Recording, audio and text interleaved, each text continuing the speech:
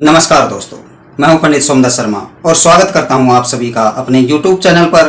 दोस्तों, चौहान उत्पत्ति अग्निकुंड से 4 ब्राह्मणों द्वारा की गई, लेकिन ऐसी आवश्यकता क्यों पड़ी कि अग्निकुंड से चौहानों की उत्पत्ति की गई? तो जो क्षत्रिय वंशावली है उसमें लिखा हुआ है कि आज से 2000 वर्ष पूर्व जब सम्राट अशोक का भारत भूमि पर शासन था, उस समय बौद्ध आतताइयों द्वारा भारत पर आक्रमण किए जा रहे थे और जो सूर्य वंश, चंद्र वंश के जो राजा थे, नाग वंश के जो राजा थे, वे शक्ति विहीन महसूस कर रहे थे। उसी समय आबू पर्वत पर 4 ब्राह्मणों द्वारा 4 चौहानों की उत्पत्ति की गई थी और महाराज वीर विक्रमादित्य ये एक ही समय में हुए हैं। स्थान भेद था।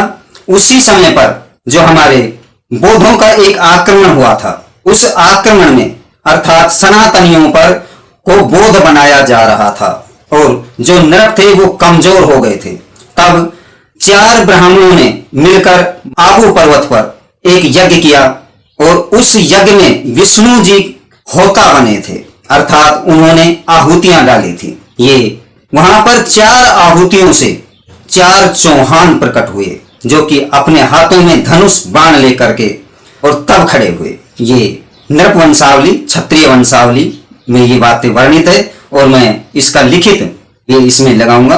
तो जो प्रथम आहुति में जो चौहान प्रकट हुआ वो प्रमर है, जो सामवेदी है और उसकी राजधानी अंबावती है।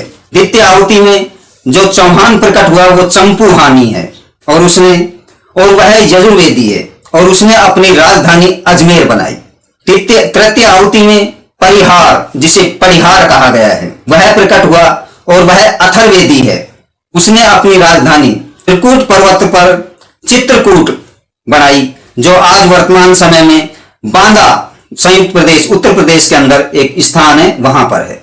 और जो चौथा चौहान उस यज्ञ में प्रकट हुआ वह शुक्लांगी अर्थात त्रिवेदी हुआ।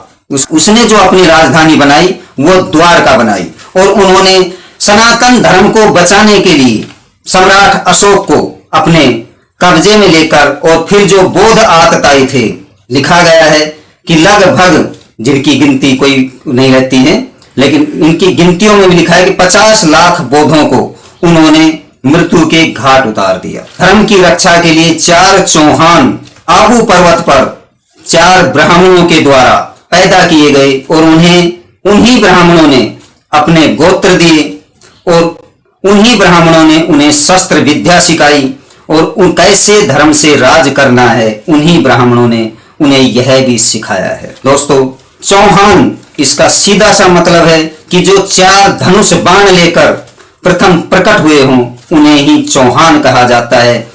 और इनके चारों के अलग अलग गोत्र हैं, अलग अलग ऋषि हैं, अलग अलग वेद हैं। यदि आपको भी चौहानों के विषय में, यही चौहान कहलाने के अधिकारी हैं और आज भी इन्हें ही चौहान कहा जाता है। तत्पश्चात ऋषियों के जो कुल गुरुओं के बदल जाने के कारण और जो मूल पुरुष हैं उनके बदलने के कारण इनके टाइटल अलग अलग हुए हैं, लेकिन ये चारों ही चौहान कहलाने के अधिकारी हैं।